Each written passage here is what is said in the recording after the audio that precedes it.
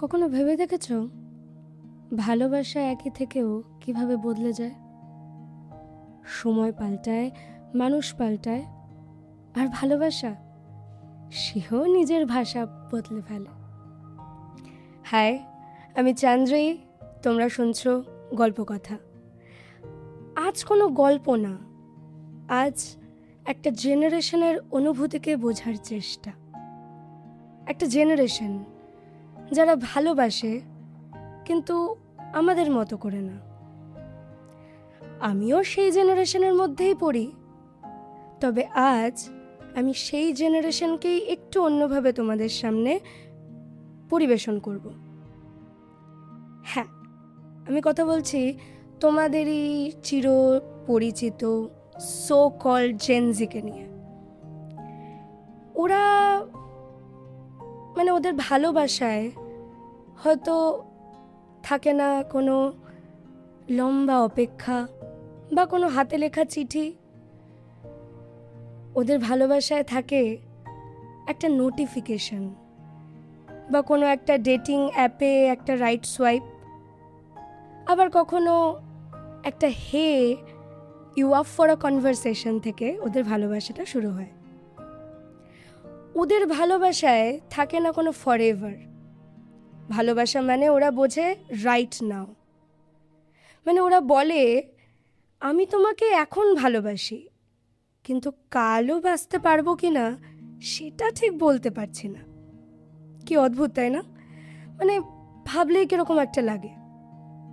কিন্তু ভেবে দেখো তো, এটাকে কি অনেস্টি বলা যেতে পারে না? এই জেনারেশনটা কমিটমেন্ট দিতে ভয় পায় নিজেকে হারিয়ে ফেলার। তবে ওরা ভালোবাসে, কিন্তু কোনো মূল্যেই ওরা নিজেকে বিসর্জন দিয়ে দিতে চায় না। ওরা আস বানায়, কিন্তু সেখান থেকে মিটাকে ভুলে যায় না।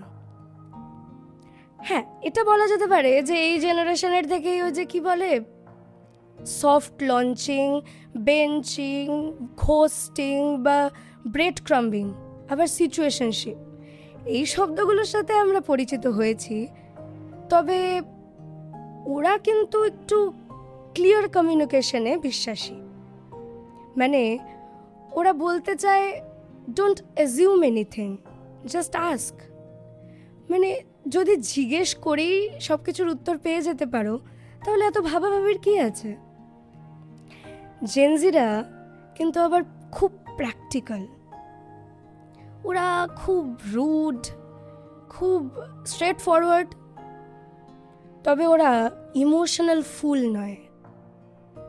ওরা ভালোবাসে, তবে নিজেদের মেন্টাল হেলথকে ওরা সবার আগে প্রায়োরিটি দেয়। ওরা কাঁদে, কিন্তু যেখানে টক্সিসিটি ফিল হয় সেখান থেকে বেরিয়েও আসতে পারে। আমাদের অনেকেরই মনে হতে পারে এটা ভীষণ কোল্ড বিহেভিয়ার, কিন্তু ওদের কাছে এটা সেলফ রেসপেক্ট। ওরা জানে যে ভালোবাসা মানে কষ্ট পেতে হবে, স্যাক্রিফাইস করতে হবে, আর তাই এই ধারণাটাকে ওরা মানেই না। তবে এরপরে তোমরা অনেকেই প্রশ্ন করতে পারো, তাহলে জেনজিদের ভালোবাসাটা আসলে কি? এটা কি আদৌ লং লাস্টিং, নাকি মাঝপথেই থেমে যায়?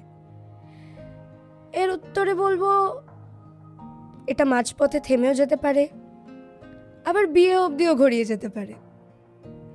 এটা কমপ্লিকেটেড। তবে ওরা যতটুকু রাস্তা এগোয় সেটা ভীষণ পিওর আর একদম রিয়েল। ওরা ওই পারফেক্ট ড্রিমি ঘোড়ায় চড়া রাজপুত্র খোঁজে না, ওরা অনেস্ট লাভ খোঁজে। আমরা হয়তো ওদের মতো করে ভালোবাসতে পারবো না, তবে ওদের কাছ থেকে আমরা একটা বিষয় নিশ্চয়ই শিখতে পারি, যে কিভাবে নিজেকে ভুলে না গিয়েও কাউকে ভালোবাসা যায়। তাই তুমিও যদি জেনজি হয়ে থাকো বা আমার মতো করে জেনজিদেরকে বোঝার চেষ্টা করে থাকো, তাহলে হয়তো এই কথাগুলোর সাথে তোমরা রিলেট করতে পারবে। কারণ আমাদের সময় আমরা ভালোবাসতাম হারিয়ে ফেলার ভয়ে, আর ওরা ভালোবাসে নিজেকে না হারানোর সাহসে। এটাই হয়তো জেনারেশনাল লাভ। আজ এখানেই শেষ করছি। আমি চাঞ্জয়ী, আর তোমরা শুনছিলে গল্প কথা। আবারও ফিরে আসবো একটা নতুন কোনো গল্প নিয়ে, নতুন কোনো অনুভূতি নিয়ে, বা রহস্যময় কোনো ইতিহাস নিয়ে। ততদিন একটা কথা মাথায় রেখো, তুমিও যদি কাউকে ভালোবাসো তাহলে একবার নিজেকে প্রায়োরিটি লিস্টের ওপরে রেখে দেখো। আজ আসি, নমস্কার।